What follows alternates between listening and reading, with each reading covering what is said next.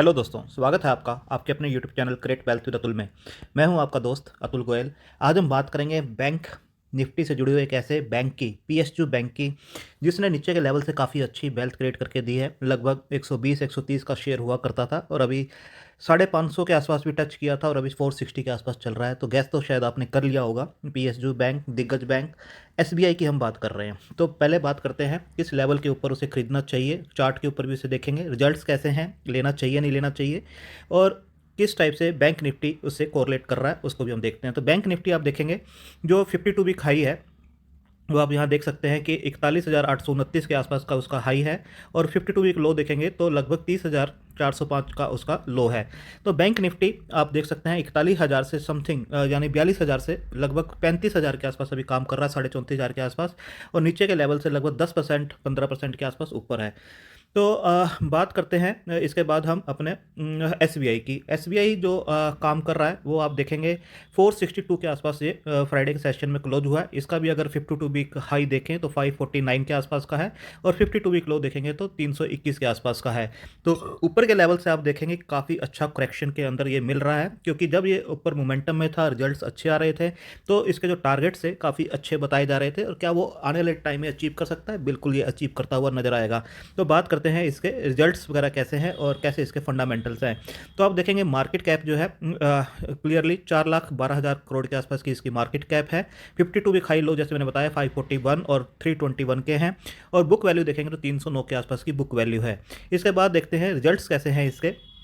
जो रिजल्ट्स इसने दिए थे आप क्लियरली देख सकते हैं, 73,000 करोड़ का रिवेन्यू इसने इस बार दिया है, जो कि आप देखेंगे हाईएस्ट एवर के जो है रिवेन्यू जिसके हैं। यहाँ पर आप देख सकते हैं पिछले क्वार्टर में 73,029 के थे, इस बार 73,376 के हैं। तो आप देखेंगे नेट प्रॉफिट्स जो इसने दिए हैं इस क्वार्टर में, आप 9555 के आसपास के जो नेट प्रॉफिट्स हैं वो निकल कर आ रहे हैं। पिछले क्वार्टर में 8890 के थे, और अगर उससे पिछले दिसंबर की बात करें तो 62,000 करोड़ के आसपास के थे। तो आप देखेंगे एक बैंक जो अब एक क्वार्टर के जो प्रॉफिट्स हैं लगभग 10,000 को टच करने वाला है, हो सकता है नेक्स्ट क्वार्टर में या उससे नेक्स्ट क्वार्टर में ये 10,000 को भी क्रॉस कर जाए। तो एक दिग्गज बैंक है। जो प्रॉब्लम्स थी पहले वो शॉर्ट आउट होती हुई नजर आ रही हैं। आप देखेंगे पहले से काफ़ी प्रॉफिट्स बढ़े हैं। अगर पिछले 12 क्वार्टर की बात करेंगे तो 1244 के आसपास का जो प्रॉफिट था 2900 हुआ, 3300 हुआ। तो अब उसके बाद देखेंगे 10,000 को भी ये टच करता हुआ नजर आ रहा है। तो फंडामेंटल काफ़ी स्ट्रॉन्ग है इस बैंक के। अगर आप देखें इसका क्लियरली कि अगर हम ईयर ऑन ईयर भी देखें मार्च 2020 में, तो आप देखेंगे कि जो नेट प्रॉफिट है टीटीएम देखेंगे 31,950 के आसपास चल रहा है। जो मार्च क्लोजिंग इन्होंने की थी 22,000 के आसपास की थी। मार्च 20 की जो क्लोजिंग हुई थी 19,768 के आसपास हुई थी। तो आप देख सकते हैं धीरे धीरे बैंक जो है आगे बढ़ता हुआ आपको नजर आ रहा है। मार्च 2020 में 19,000 के आसपास का था, और 21 में 22,000 करोड़ के आसपास का प्रॉफिट्स, और टीटीएम देखेंगे तो 31,950 का प्रॉफिट्स नजर आ रहा है। तो रिजल्ट्स अच्छे हैं। अभी हम एनपीए वगैरह पे भी बात करेंगे, क्योंकि बैंकिंग सेक्टर है तो एनपीए पे बात करना काफ़ी जरूरी है। उससे पहले जो एफआईए माल बेच रहे हैं पूरे मार्केट में, तो देखते हैं इस बैंक में कितना माल उन्होंने बेचा है। देखते हैं प्रमोटर के पास जो है 57.62 के आसपास की होल्डिंग अभी भी इसके अंदर बनी हुई है। अगर एफआईआई की बात करें तो एफआईआई का आप देखेंगे जो स्टेक था 10.34 से 10.55 हुआ है, बल्कि थोड़ा सा इंक्रीज हुआ है लास्ट क्वार्टर के अंदर। अगर आप देखेंगे 10.37 के आसपास हुआ है। यहाँ पर आप देख सकते हैं थोड़ा सा रिड्यूस हुआ है 0.28 के आसपास। और अगर डीआई की होल्डिंग देखेंगे तो वो भी थोड़ी सी रिड्यूस हुई है, बट 0.07 के आसपास। तो आप देखेंगे इसके अंदर भी जो होल्डिंग है ज़्यादा रिड्यूस होती हुई नज़र नहीं आ रही है। पब्लिक के पास जो है सिर्फ 7.78 के आसपास का स्टेक इसके अंदर है। बाकी सब आप देखेंगे स्ट्रॉन्ग हाथों में है, और डीआईआई का भी कोई ज़्यादा प्रेशर इसके अंदर ज़्यादा दिखाई नहीं दे रहा है। तो डीआईआई का हो, एफआईआई का हो, सब पैसा अभी इंटैक्ट है इसके अंदर, कुछ भी ज़्यादा बिकवाली इसके अंदर होती हुई नज़र नहीं आ रही है। सिर्फ जो मार्केट का प्रेशर है, पूरा बैंक निफ्टी डाउन है, उसकी वजह से इसके अंदर भी डाउन होते हुए नजर आ रहा है। इसके बाद देखते हैं जो रिजल्ट्स इनके क्वार्टर 3 के रिजल्ट्स थे वो किस टाइप के थे। अब पैट देखेंगे तो क्लियरली आपको दिखाएगा 62.27% जो ईयर ऑन ईयर राइज था वो क्लियरली दिखाई दे रहा है। ग्रोस एनपीए डाउन हुए हैं 4.50 के आसपास। अगर देखेंगे 4.90 से जो प्रीवियस क्वार्टर में था, और ईयर ऑन ईयर भी देखेंगे 4.77 हुआ करते थे, वो 4.50 के आसपास आ गए हैं। तो आप देखेंगे बैंक की एसेट क्वालिटी काफ़ी इंप्रूव होती हुई दिखाई दे रही है। इसके बाद इसके बाद अगर आप देखेंगे तो टोटल डिपॉजिट्स जो ग्रो हुए हैं 8.83% के आसपास ग्रो हुए हैं। Year on year. Home loan जो मेन इनका वर्टिकल है वो 24% के आसपास इसके अंदर कंट्रीब्यूट करता है, और वो जो ग्रो हुआ है 11.15 के आसपास से उसकी भी ग्रोथ हुई है। तो आप देखेंगे ओवरऑल काफ़ी अच्छे रिजल्ट्स हैं। जो मिस हुए हैं, जो बेसिकली सबसे बड़ा मिस है वो इनके NIM है। जो नेट इंटरेस्ट मार्जिन है वो 0.1 के आसपास से ड्रॉप हुआ है, यानी पहले 3.5 के आसपास चलता था, अब 3.4 के आसपास हुआ है। तो आप देखेंगे ओवरऑल एसेट क्वालिटी काफ़ी मजबूत हुई है, और जो ग्रोथ है हर सेक्टर में इनकी काफ़ी अच्छी आती हुई नज़र आ रही है।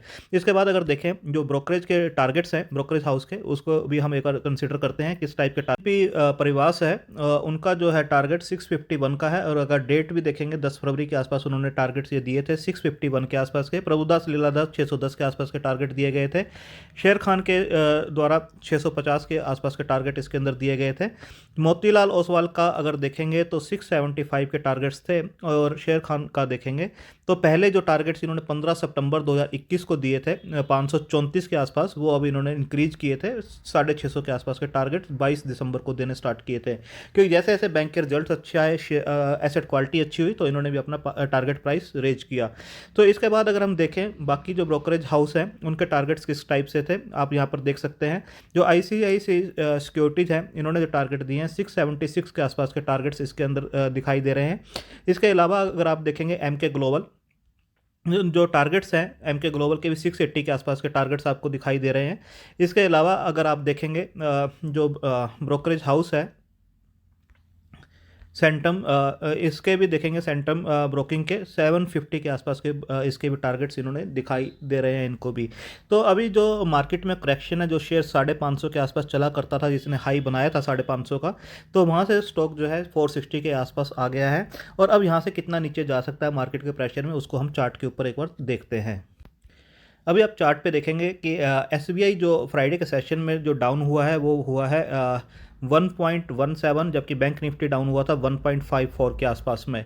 तो आप क्लियरली देख सकते हैं SBI अभी थोड़ी सी स्ट्रेंथ यहाँ पर दिखाता हुआ नज़र आ रहा है। अगर हम चार्ट को देखें, पहले बैंक निफ्टी का चार्ट को हम देखते हैं। बैंक निफ्टी का जो चार्ट आपको दिखाई देगा, ये मैंने 1 डे का चार्ट लगा रखा है। RSI देखेंगे 32 के आसपास की है, बट आप बैंक निफ्टी का अगर देखेंगे यहाँ पर जो बेस बनता हुआ नज़र आ रहा है वो 34,000 के आसपास का बेस है।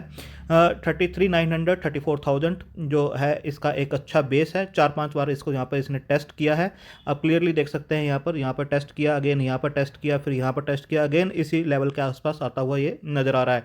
अगर इसको ये ब्रेक करता है बैंक निफ्टी, तो सभी बैंक्स के ऊपर भी प्रेशर बनता हुआ नज़र आएगा। तो ये जो बैंक निफ्टी है 32,000 32,200 तक भी ये यहाँ से नीचे डाउन आ सकता है।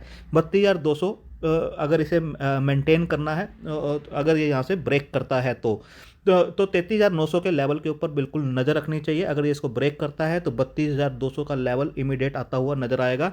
बट अगर ये जैसे पहले कई बार यहाँ से बाउंस दिखाया है तो यहाँ पर स्ट्रेंथ दिखाता है, तो बिल्कुल आप बने रह सकते हैं इसके अंदर। अब बात करते हैं SBI के चार्ट की।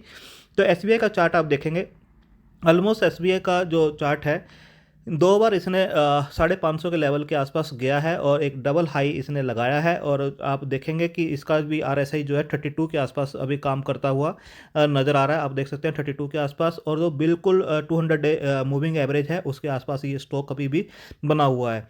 तो अगर इसको 200 डे मूविंग एवरेज को ब्रेक करता है तो इसके अंदर एक जो है वीकनेस बनती हुई नज़र आएगी। अगर आप देखेंगे तो स्टॉक जो है 440 के आसपास आता है, और यहीं से फिर बाउंस बैक भी करता है। तो 440 का लेवल जो है एक अच्छा स्ट्रॉन्ग सपोर्ट इसका बना हुआ है। अगर इसको ये ब्रेक करता है तो 410 के लेवल तक भी ये स्टॉक आता हुआ नज़र आएगा, क्योंकि मार्केट में प्रेशर है, सभी स्टॉक गिर रहे हैं जिस हिसाब से।